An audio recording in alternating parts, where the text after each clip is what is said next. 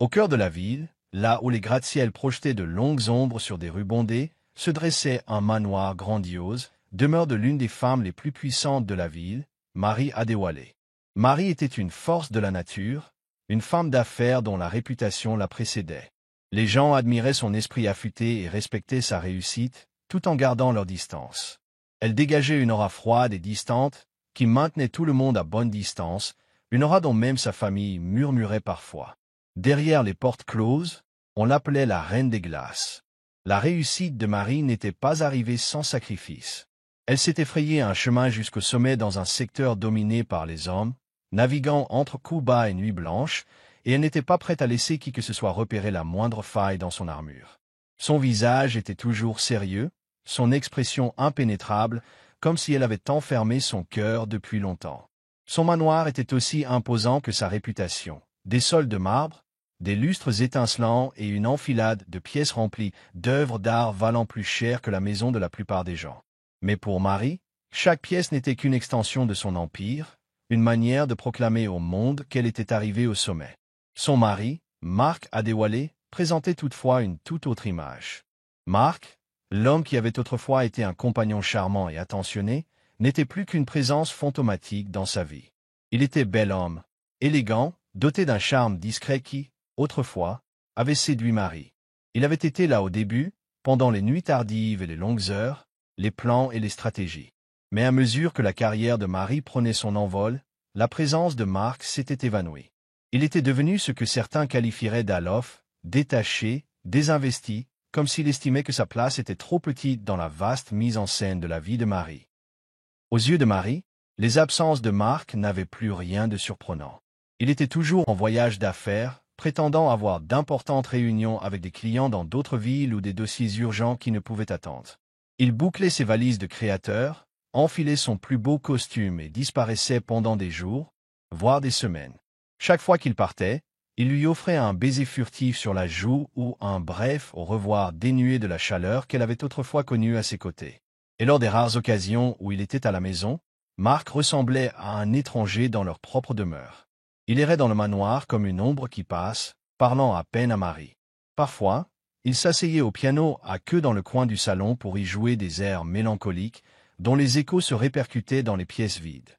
D'autres fois, il se réfugiait dans la bibliothèque pour lire pendant des heures, la lueur vacillante du feu projetant de longues ombres sur son visage. Jamais son regard ne croisait le sien, et leurs échanges se réduisaient à des formules de politesse. Les journées de Marie étaient remplies de réunions, d'appels téléphoniques et de séances de stratégie. Elle disposait d'une équipe d'assistants, de chauffeurs et de cuisiniers personnels à sa disposition. Son téléphone sonnait en permanence, son agenda était toujours complet. Elle était admirée et redoutée en salle de réunion, sa voix était décidée, son regard inflexible. Mais chaque soir, lorsqu'elle franchissait en voiture les grilles de fer qui menaient à son manoir, elle ressentait un étrange sentiment de vide. Le silence de la maison devenait assourdissant, les pièces spacieuses semblaient plus froides, les couloirs plus déserts. Le soir, Marie restait assise près de la fenêtre de son bureau, le regard perdu dans les lumières scintillantes de la ville, avec l'impression de contempler un monde auquel elle n'appartenait plus. Elle se demandait où Mark se trouvait vraiment, si ses voyages d'affaires n'étaient qu'un prétexte. Travaillait-il réellement tard, ou y avait-il une autre raison à ses absences répétées? Parfois, elle entendait son personnel rire doucement au fond du couloir, ou percevait le bruit discret de la vaisselle que l'on lavait dans la cuisine.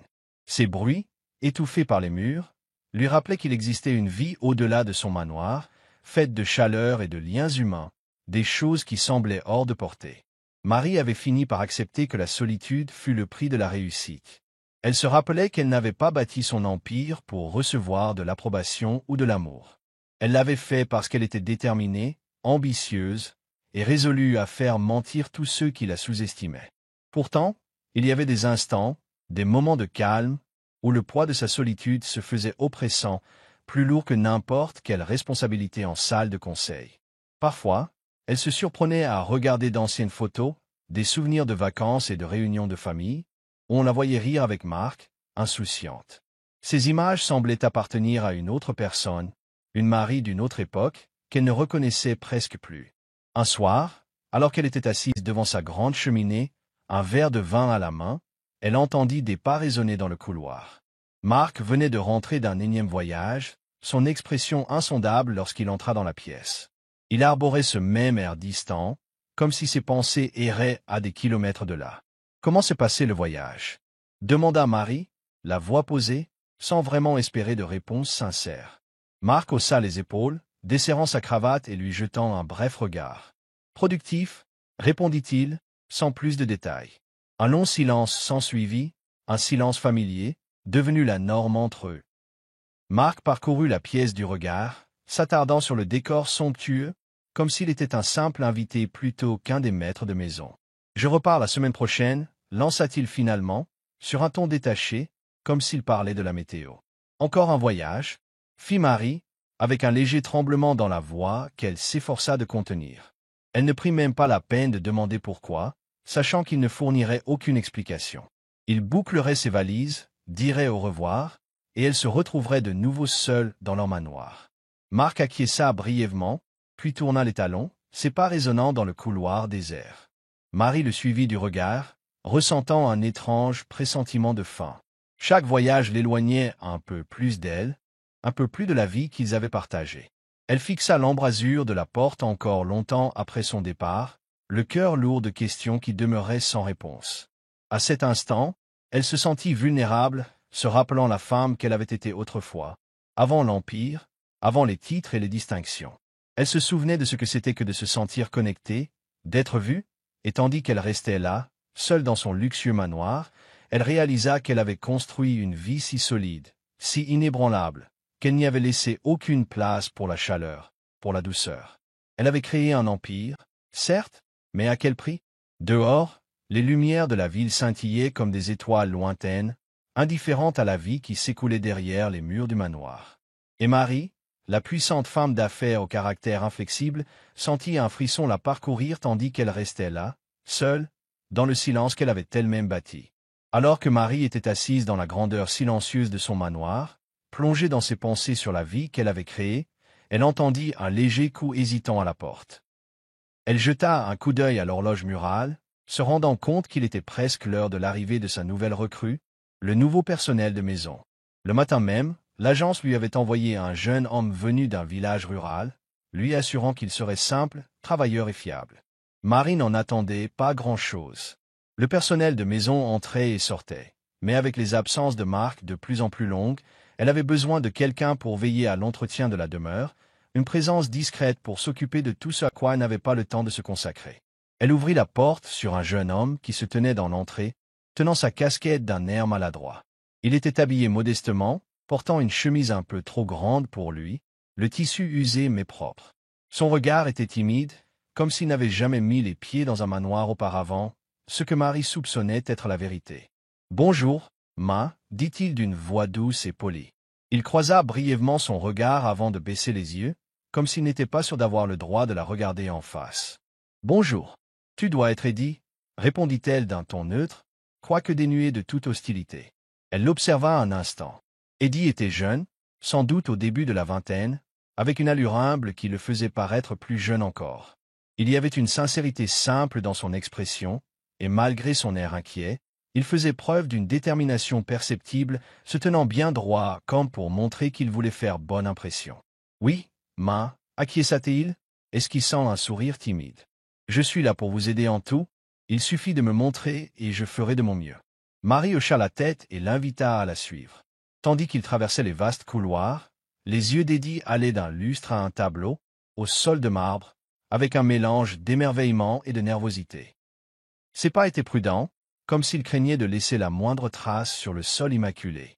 Ils arrivèrent à la cuisine, où elle lui expliqua en détail ses tâches, énumérant les consignes avec précision. Les sols doivent être nettoyés chaque matin, on fait la poussière tous les 2 jours, et il faut arroser le jardin le soir, précisa-t-elle, remarquant qu'il suivait chacune de ses paroles avec une grande attention, hochant la tête à chaque instruction. « Oui, ma » répondit-il avec conviction, la voix douce mais pleine de détermination. Visiblement, il n'avait pas l'habitude de ce genre de travail, mais il dégageait une forme d'enthousiasme touchant. Les jours suivants, un changement discret mais notable s'opéra dans le manoir. Eddie s'acquittait de ses tâches avec un soin et une assiduité qui surprit Marie. Il se levait avant l'aube pour balayer les couloirs et astiquer les meubles. Souvent, Marie le croisait, en train de frotter les sols ou de dépoussiérer les bibelots anciens, les sourcils froncés de concentration. Elle remarqua toutefois qu'il était un peu maladroit. Il lui arrivait de faire tomber un verre ou un vase, suivi d'un « désolé, ma » prononcé à la hâte, alors qu'il s'empressait de nettoyer ses bêtises, de peur qu'on ne le congédie pour la moindre maladresse.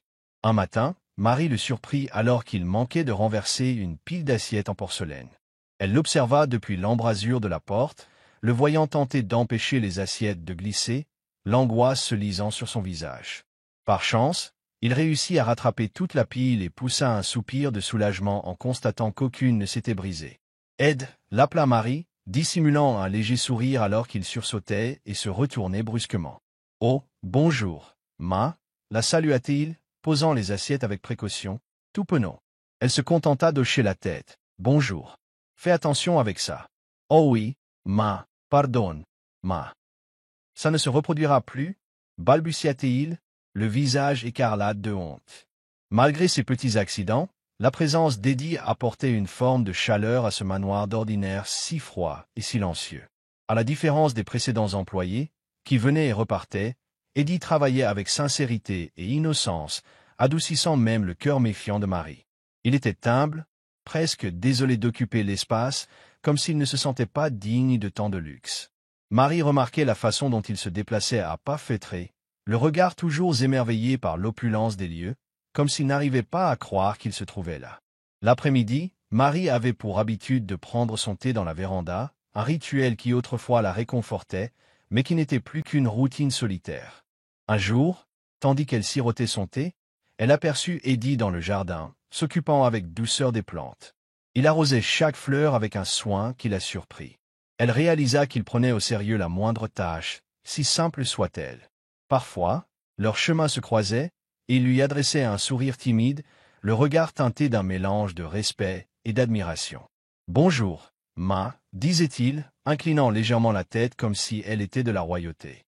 Marie se contentait de répondre d'un signe de tête, adoucissant à son insu son habituel air fermé. Elle n'était pas férue de bavardage, mais la présence discrète d'Eddie semblait combler un peu le vide auquel elle s'était habituée. Elle remarquait qu'il la dévisageait parfois, croyant qu'elle ne le voyait pas, sans jamais porter le moindre jugement. On aurait dit qu'il la considérait simplement comme un être humain méritant de la bienveillance, plutôt que comme la redoutable femme d'affaires aux multiples succès. C'était nouveau pour Marie, qui avait l'habitude qu'on la traite soit avec peur, soit avec admiration intéressée, mais jamais avec un simple respect humain. Un soir, en passant devant la cuisine, elle aperçut Eddie, assise seule, prenant son repas sur la petite table réservée au personnel. Il dégustait chaque bouchée avec reconnaissance, comme si le repas le comblait d'une joie humble. Quelque chose dans sa simplicité la toucha. Elle réalisa à quel point il semblait reconnaissant, même pour un plat tout à fait ordinaire. Elle l'observa un instant, sans se montrer, et pour la première fois depuis longtemps, elle sentit naître une chaleur en elle, un sentiment qu'elle n'aurait su nommer. Progressivement, Marie cessa de voir en Eddie un simple employé. Il devint une présence discrète mais apaisante dans sa vie, un rappel de la douceur qu'elle avait perdue en chemin. Son humilité, son innocence, sa volonté de toujours bien faire, lui rappelaient ce qu'elle avait sacrifié dans sa quête de pouvoir et de réussite. Eddie n'avait aucune idée de l'impact qu'il avait sur elle, de la façon dont ses gestes simples de gentillesse et de dévouement commençaient à fissurer la carapace que Marie avait patiemment bâtie. Pour lui, il n'était qu'un jeune homme faisant son travail, ignorant que sa présence modifiait en profondeur la femme qui possédait ce somptueux manoir. Et même si Marie ne l'aurait jamais reconnu, le jeune domestique sans prétention avait introduit une touche de légèreté dans son univers, comme une promesse de changement. À mesure que les jours se transformaient en semaines, Marie se surprit à observer Eddie avec une curiosité qu'elle ne s'expliquait pas. Avec sa modestie, il était devenu un repère stable dans son quotidien. Toujours là, en train de nettoyer les couloirs, d'arroser les plantes ou de faire briller le mobilier. Ses efforts emplissaient le silence du manoir d'une chaleur discrète, un contraste saisissant avec la froideur distante de son mariage. Et tandis que la solitude de Marie grandissait, elle ne pouvait ignorer le changement qui s'opérait en elle. Marc, son mari, était rarement à la maison. Ses voyages d'affaires s'allongeaient chaque mois, ses justifications semblaient de plus en plus vagues. Lorsqu'il rentrait, il était ailleurs, comme si son esprit était resté dans une autre ville. Même quand Marie mettait ses plus belles tenues ou préparait un dîner spécial, Mark ne relevait presque pas la tête de son ordinateur ou de son téléphone. Leur conversation s'était réduite à de simples banalités, ponctuées de hochements de tête polis. « Bonsoir », disait-elle lorsqu'il entrait dans la salle à manger, espérant qu'il remarquerait le soin apporté à la décoration ou à la robe qu'elle portait. « Bonsoir », répondait-il, tout en parcourant ses emails du regard, même pas conscient de ses efforts. Ainsi, toute espérance de complicité s'évanouissait, remplacée par un silence pesant. La solitude de Mary S.E. Fitzdeverett. Elle se sentait invisible, comme effacée, un objet de plus dans cette maison, à l'image des tableaux au mur ou des fleurs dans le vase. Un vide l'engloutissait, la suivant dans chaque pièce de la demeure. Elle aspirait à être remarquée, à être appréciée, à se sentir vivante. Elle avait l'impression de flotter dans l'existence. Dans son désir de retrouver du sens, ses pensées revenaient sans cesse à Eddie. La simplicité qui émanait de lui l'intriguait. Elle commença à noter tous ses petits gestes, la manière délicate dont il essuyait chaque meuble, la douceur de ses mains quand il arrosait ses orchidées préférées, le respect silencieux qu'il montrait à chaque rencontre. Il ne ressemblait en rien à l'arrogance qu'elle côtoyait dans son milieu, ni à l'indifférence qui s'était insinuée dans son couple. Il était simplement là, humble et solide, comme une lumière discrète dans l'ombre, et elle se sentait attirée malgré elle. Un soir, tandis qu'elle était assise dans la véranda, elle le regarda s'occuper du jardin par la baie vitrée. Il désherbait un parterre de fleurs, concentré, tirant sur une mauvaise herbe récalcitrante avec un soin presque émouvant. Elle ne put s'empêcher de sourire. Voilà un homme qui donnait de l'importance à chaque tâche, qui, même dans les choses les plus simples, trouvait de l'orgueil à bien faire. Presque sans y réfléchir, elle sortit, s'approchant de lui. Eddie leva les yeux, surpris de la voir, les mains couvertes de terre, un reste d'embarras dans la voix. « Bonsoir, ma. »« Bonsoir, Eddie, » répondit-elle, d'une voix plus douce que d'ordinaire. Elle marqua une pause, ignorant pourquoi elle était là. « Le jardin est magnifique, tu fais vraiment un excellent travail. » Un sourire timide éclaira le visage d'Eddie, et il baissa la tête, gêné. « Merci, ma, je fais juste ce que je peux. » Ils restèrent silencieux un instant, l'air embaumé par le parfum des jasmins en fleurs. Marie réalisa qu'elle ne s'était plus sentie aussi à l'aise en présence de quelqu'un depuis longtemps. Elle aurait voulu ajouter autre chose, mais les mots lui manquèrent. Finalement, elle se contenta de hocher la tête et de rentrer, une douce chaleur l'enveloppant bien après son retour dans sa solitude. Pourtant, Marie n'était pas la seule à remarquer Eddie. Sa fille adolescente, April, traversait elle aussi un grand moment de solitude. L'âge ingrat accentuait chaque émotion, qu'il s'agisse de son envie de liberté ou de son besoin de reconnaissance. Elle avait, elle aussi, ressenti l'absence grandissante de son père et la distance émotionnelle de sa mère. Tandis que ses parents semblaient chacun plongé dans leur propre univers, April se sentait délaissée, obligée de faire face au tumulte de l'adolescence seule. Intriguée, April commença à porter son attention sur Eddie. À ses yeux, il était différent de tous ceux qu'elle côtoyait, authentique, sincère, à mille lieues des gens guindés et superficiels qui peuplaient les réceptions organisées par ses parents. L'humilité d'Eddie la fascinait. Il était vrai, là où tous les autres lui semblaient faux ou intéressés. Peu à peu, elle se surprit à l'observer de loin, son intérêt grandissant à chaque regard furtif. Un après-midi, April, lassée de rester dans sa chambre, s'aventura dans la cuisine. Elle trouva Eddie en train de lustrer des couverts, lui tournant le dos, tout en fredonnant doucement, une mélodie basse et apaisante qui flottait dans la pièce. Elle s'immobilisa sur le pas de la porte, l'écoutant un instant. « Ed » l'appela-t-elle, le faisant se retourner. « Oui, Miss April » répondit-il aussitôt, déposant les couverts, le regard un peu inquiet.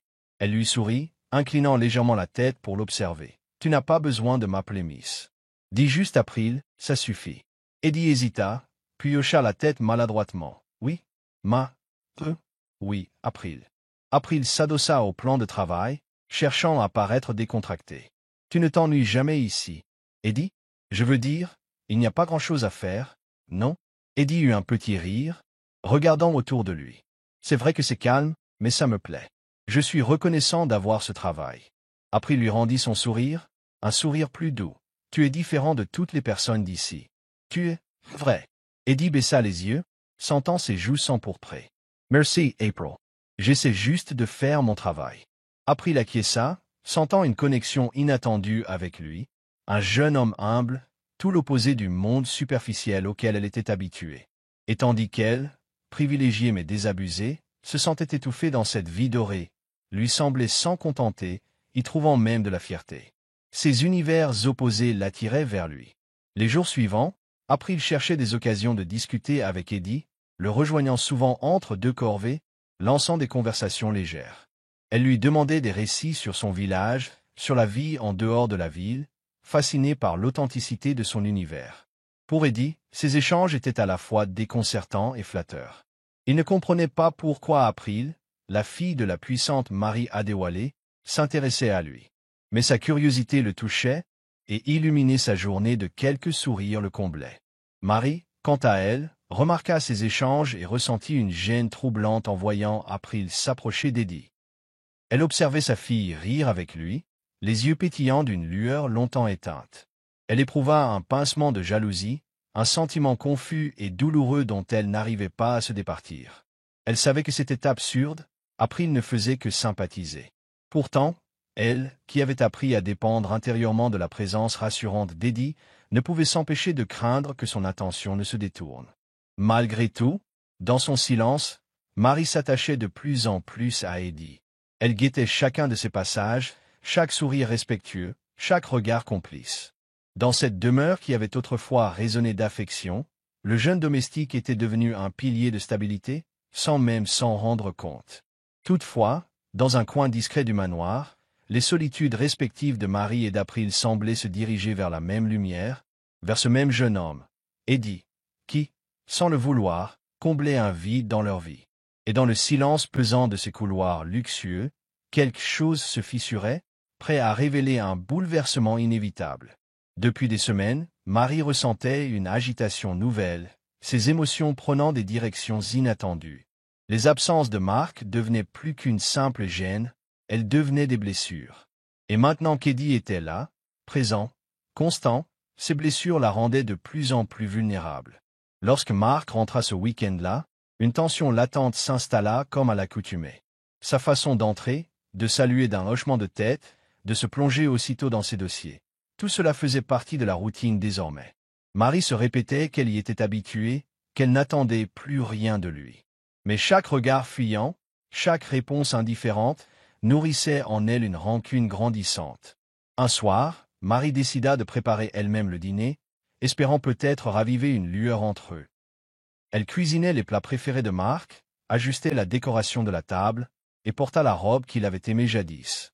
La salle à manger, baignée par la lueur douce des bougies, semblait prête à accueillir un moment d'intimité précieuse, fût-elle illusoire. Lorsque Marc apparut dans l'encadrement de la porte, Marie leva un regard plein d'espoir. « J'ai pensé que cela nous ferait du bien de dîner ensemble, » dit-elle, la voix plus douce qu'à l'accoutumée. Marc, déjà absorbé par son téléphone, jeta un œil distrait au plat. « Ça a l'air bon, » murmura-t-il sans vraiment prêter attention, avant de s'asseoir et de manger en silence. Le cœur de Marie se serra tandis qu'elle le regardait, la tête penchée vers l'écran de son téléphone. Le silence pesait, chargé de mots qu'elle ne disait pas et qu'il ne chercherait pas à entendre. Elle sentit une colère sourde monter, chaque bouchée avalée dans l'indifférence enfonçant davantage le couteau dans la plaie.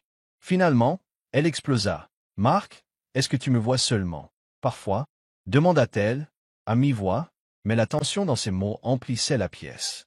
Il releva la tête, comme si elle venait de le détourner d'une pensée importante. « Marie, je suis débordée. Tu sais comment c'est. J'ai beaucoup de boulot, je n'ai pas de temps à perdre pour... » « Pourquoi? Pour nous?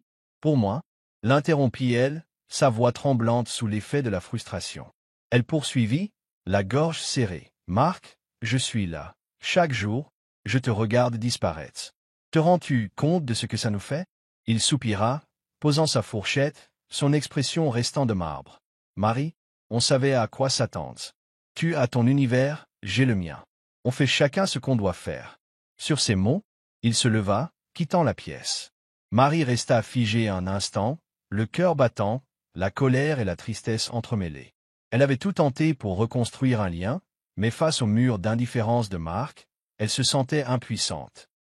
Sous l'emprise de la colère, Marie ressentit le besoin urgent de se confier, de trouver quelqu'un à qui parler, quelqu'un qui l'écouterait vraiment. Ses pas la guidèrent machinalement à travers le manoir, jusqu'à la cuisine où Eddie terminait sa journée. Il était de dos, en train de ranger la vaisselle, fredonnant tout bas la même petite mélodie qu'elle avait déjà surprise. Eddie, appela-t-elle, la voix chargée d'émotion. Il se retourna, l'inquiétude se lisant sur son visage. « Ma, tout va bien ?» Marie hésita, les mots lui manquant tout à coup. Son regard se posa sur celui, sincère, d'Eddie, et quelque chose en elle céda. « Je ne sais pas, Eddie. J'avais juste besoin de parler. » Souffla-t-elle, la voix au bord des larmes. Elle croisa les bras, comme pour se protéger de son propre désarroi. « C'est Marc? J'ai l'impression qu'il est déjà parti, alors qu'il est là, physiquement, mais sans être vraiment présent. » Eddie acquiesça doucement, la compassion brillant dans ses yeux. « Je suis désolé, Ma. Ça doit être très difficile pour vous. » La douceur de sa voix atteignit une part d'elle-même qu'elle maintenait fermée depuis trop longtemps. Elle sentit ses yeux s'emplir de larmes qu'elle tenta de contenir, parlant à voix basse. « Je ne sais plus comment l'atteindre. J'ai tout essayé, mais c'est comme si je n'existais plus pour lui. C'est étrange, non? Se sentir aussi seul quand quelqu'un est là. » Eddie l'écouta en silence, hochant la tête avec gravité. Son regard exprimait une compréhension profonde et sans jugement. Il ne chercha pas à la consoler par des phrases banales. Il était simplement là, attentif, laissant Marie vider ce qu'elle gardait enfoui. Quand elle s'interrompit, reprenant difficilement sa respiration, il s'avança d'un pas. « Ma, vous méritez d'être vue et appréciée, » dit-il avec douceur. « Tout le monde mérite ça. Il arrive que certains oublient ce qui est essentiel, mais vous n'en êtes pas moins importante. » Ces mots, simples et bienveillants, la touchèrent plus qu'elle ne l'aurait cru. Depuis si longtemps, elle jouait la femme forte, la chef inébranlable. Et voilà qu'il suffisait de quelques paroles sincères pour fissurer son masque. « Merci, Eddie, » murmura-t-elle, une larme roulant sur sa joue. « Vous n'imaginez pas ce que cela représente pour moi. » Ils restèrent ainsi un moment, dans un silence plein de signification. Eddie, mal à l'aise, ne sut pas quoi ajouter, mais il ne s'éloigna pas. Sa présence était un appui discret, un refuge. À partir de ce jour, Marie chercha de plus en plus la compagnie d'Eddie. Elle trouvait des prétextes pour le faire venir près d'elle, même pour de simples broutilles. Les espaces laissés vides par Marc étaient peu à peu comblés par ces instants d'échange et de réconfort. Un après-midi, alors qu'il astiquait la rampe du grand escalier, Marie l'approcha, un léger sourire effleurant ses lèvres. « Eddie, je pensais. Peut-être pourrais-tu m'aider à réorganiser le bureau? J'ai l'impression qu'il est trop encombré en ce moment. » Il se redressa, un brin plus sûr de lui qu'auparavant. « Bien sûr, Ma, je serais ravi d'aider. » Ils passèrent l'heure suivante dans le bureau, à déplacer des livres, à dépoussiérer des étagères et à réarranger les meubles. Marie se surprit à rire des anecdotes d'Eddie, de ses souvenirs d'enfance dans son village, un mode de vie si différent du sien. Il évoquait les petites fêtes, le fait que tout le monde se connaissait, cette simplicité chaleureuse qui baignait son existence. Ce contraste était si fort par rapport au luxe froid de sa propre demeure. Tandis qu'il travaillait, Marie sentit son cœur s'alléger, comme si la peine accumulée s'était dissipée, ne serait-ce qu'un peu. Elle se surprit à attendre avec impatience ces moments passés en sa compagnie, la franchise d'Eddie lui rappelant ce qu'elle avait perdu dans sa course au pouvoir. Un soir, après avoir fini de ranger, elle resta dans l'embrasure de la porte de la cuisine, le regard posé sur lui alors qu'il rangeait la vaisselle. Son cœur s'emballa, conscient de la place qu'il avait prise dans sa vie. C'était étrange, troublant, mais aussi indéniablement réconfortant. « Eddie, merci, » dit-elle doucement, la voix pleine d'une émotion qu'elle ne dissimulait plus tout à fait. Il leva les yeux, surpris, puis sourit. « De rien, Ma. Pourquoi donc? »« Juste, pour être là, » répondit-elle, le regard ancré dans le sien, exprimant une gratitude qu'elle n'avait jamais exprimée ainsi à personne. « Tu as rendu cet endroit moins vide. » Eddie hocha la tête, son sourire hésitant mais sincère. « C'est un plaisir, Ma, vraiment. » Alors qu'elle s'éloignait, une sensation étrange l'envahit, un sentiment de joie inattendue qui lui réchauffait le cœur. Dans la gentillesse simple d'Eddie, elle avait enfin trouvé une bribe de réconfort, une présence qui adoucissait la froideur de sa vie. Les jours défilèrent, et Marie réalisa peu à peu qu'elle était devenue dépendante, émotionnellement, de la présence d'Eddie. Leur conversation brève s'était transformée en rendez-vous quotidiens, des petits rituels empreints de complicité. Elle trouvait sans cesse de nouveaux prétextes pour le croiser, juste pour sentir le bien-être fugace qu'il lui procurait. Les vides que Marc laissait étaient comblés, bout par bout, par la bonté discrète du jeune homme. Un après-midi tardif, Marie était assise près de la fenêtre, regardant le jardin inondé d'une lumière dorée. Les rayons du soleil couchant caressaient la pelouse. Ses pensées la ramenaient aux rares moments heureux partagés avec Marc, puis, inévitablement, à la froideur actuelle de leur relation. Une sourde tristesse la submergeait. Quand elle reposa son regard sur le jardin, elle aperçut Eddie, penché sur un massif de fleurs, les manches retroussées, la peau légèrement brillante de sueur sous la chaleur. Il y avait dans ses gestes une grâce naturelle, une innocence, et Marie sentit monter en elle une chaleur inconnue. Quand leurs regards se croisèrent, elle eut le souffle coupé et détourna les yeux, le cœur battant à tout rompre. Ce sentiment nouveau, troublant, la laissa déstabilisée. Ces instants furtifs se multiplièrent. Un regard prolongé, un frôlement de main lorsqu'il lui tendait un objet, un sourire partagé après une plaisanterie innocente. Peu à peu, ces échanges anodins gagnèrent en intensité. Marie sentait son cœur s'emballer à chaque fois qu'elle l'approchait. Elle savait confusément qu'elle franchissait une limite qu'elle ne s'était jamais autorisée à franchir. Mais la solitude murmurait de faire taire ses scrupules. Un soir, après un dîner encore une fois glacé avec Marc, elle rejoignit son bureau, tentant de calmer l'agitation qui la tourmentait.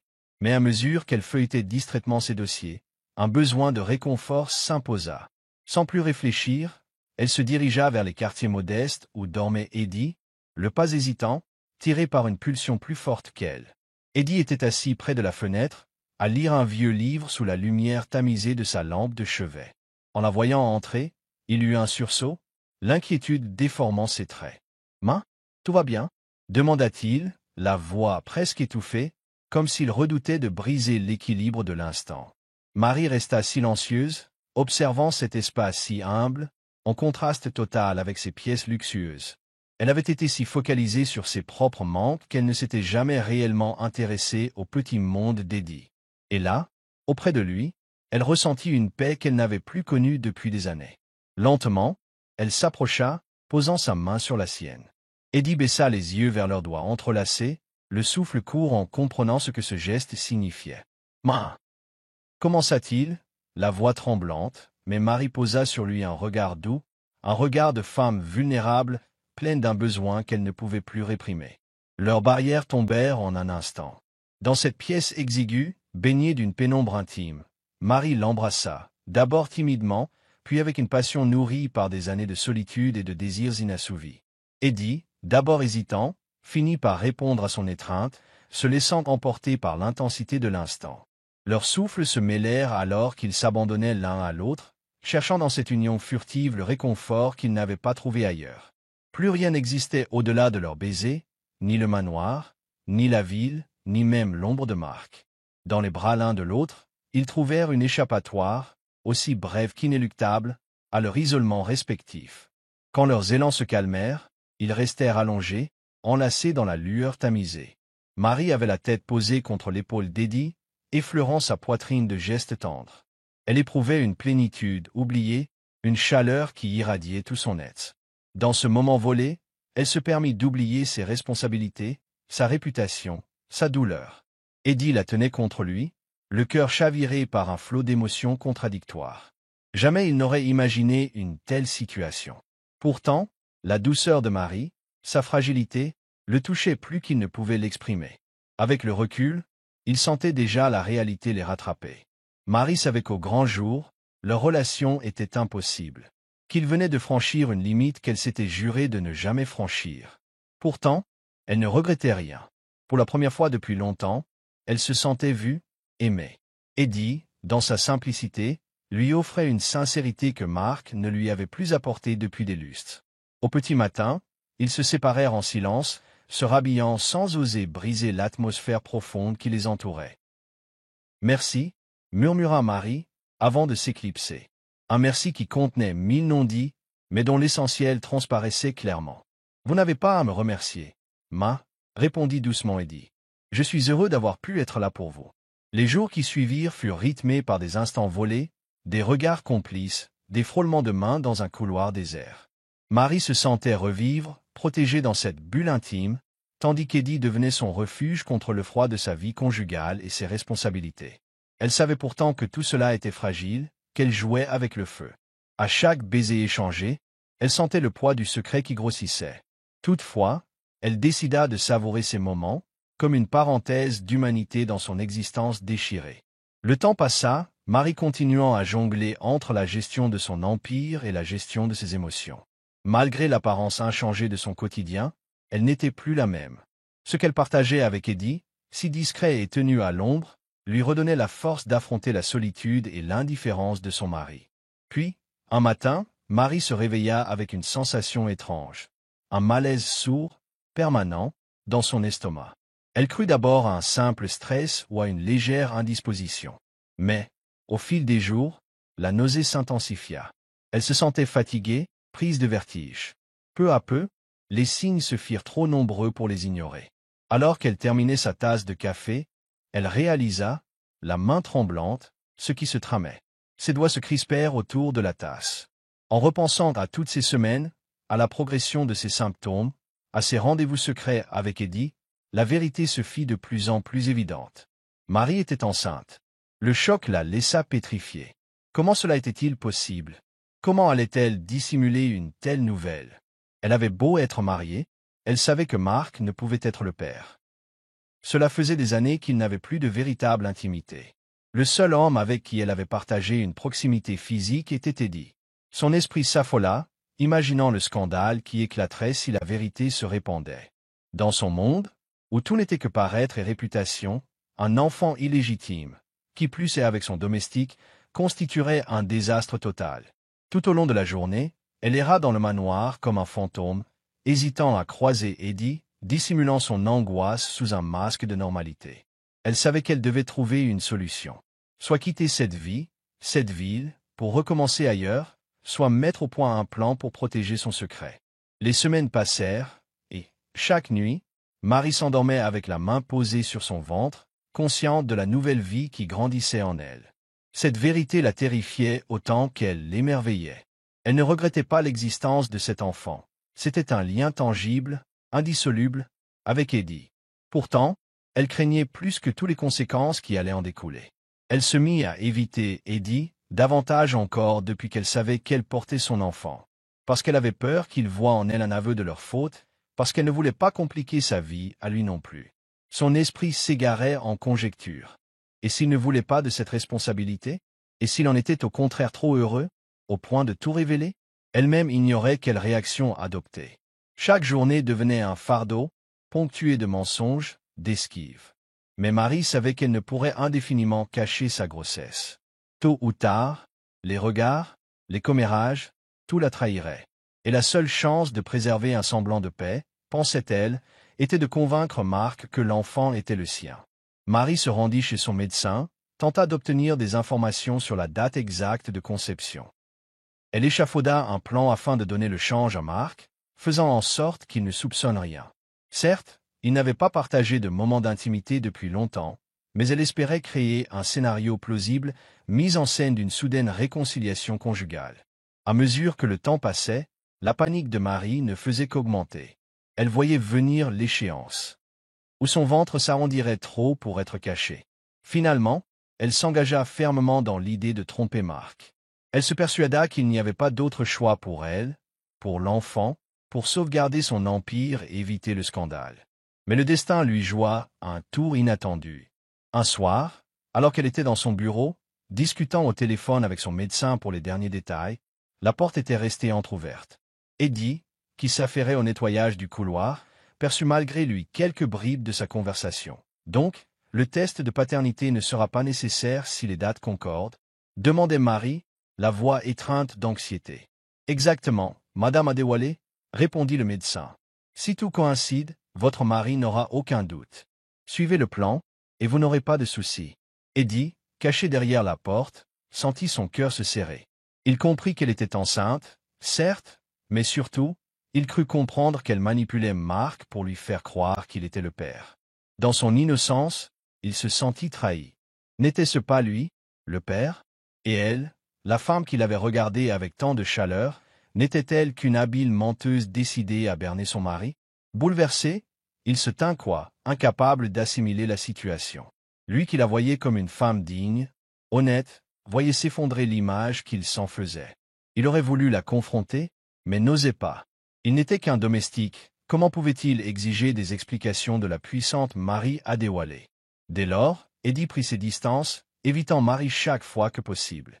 Quand ils se trouvaient ensemble par hasard, son attitude demeurait respectueuse, mais froide, dénuée de la chaleur qui existait auparavant. Marie, elle, sentait son éloignement, sans en comprendre la cause. Cela la blessait plus qu'elle ne l'aurait cru, mais elle n'osait pas non plus insister. Elle avait déjà trop à gérer. Un après-midi, elle le rejoignit dans le jardin, où il taillait les haies d'un air concentré et silencieux. « Eddie, dit-elle doucement. » Il posa les cisailles, se redressa. « Oui, ma ?» Elle perçut une froideur contenue dans son ton. « Tu es bien silencieux, ces temps-ci. Ça va ?» Eddie la fixa un instant, son regard insondable. « Tout va bien, ma. Je suis juste occupé, » répondit-il d'un ton plat. Marie opina, cachant sa détresse derrière un sourire poli. « Très bien.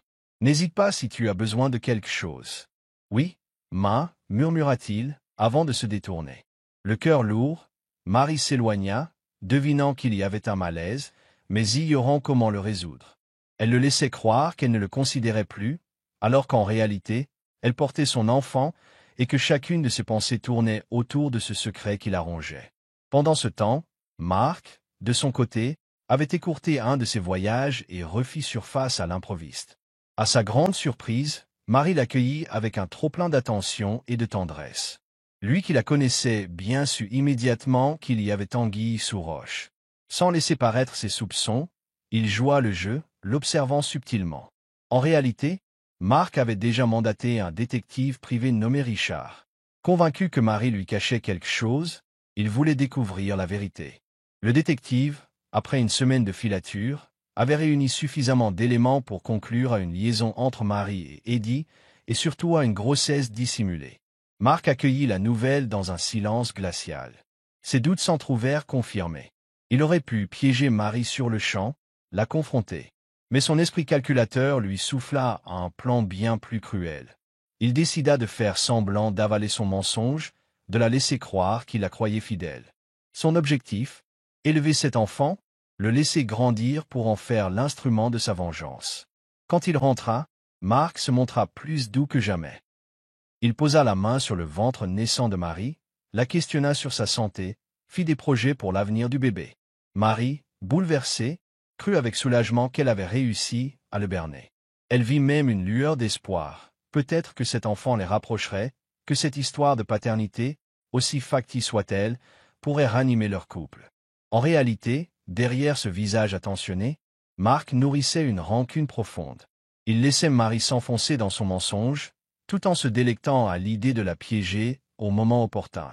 Il adopterait cet enfant, jouerait le rôle du père aimant. Mais, en coulisses, il préparait patiemment sa revanche, transformant le futur de Marie en un long cauchemar. C'était là son projet, que Marie, chaque jour, se réveille en se souvenant qu'elle élevait un enfant illégitime sous le toit de son mari légitime, ignorant que celui-ci savait tout. Il prendrait un jour un plaisir froid à dévoiler la vérité, quand le temps serait venu, blessant à la fois Marie et l'enfant, rappelant à chacun la trahison originelle. Tandis que Marie, pleine d'illusions, s'épanouissait dans l'idée d'une renaissance de son couple, Marc, lui, jouait son rôle à la perfection, ruminant sa vengeance dans le calme. L'échéance était lointaine, mais il se délectait de cette perspective. Chaque baiser, chaque geste de tendresse était un mensonge de plus, dont la finalité serait la ruine émotionnelle de sa femme. Et Marie, pour l'instant, continuait de croire en sa victoire. Elle se persuadait que le danger était écarté, qu'elle garderait l'enfant, et que Marc ne saurait jamais rien. Les apparences semblaient sauves.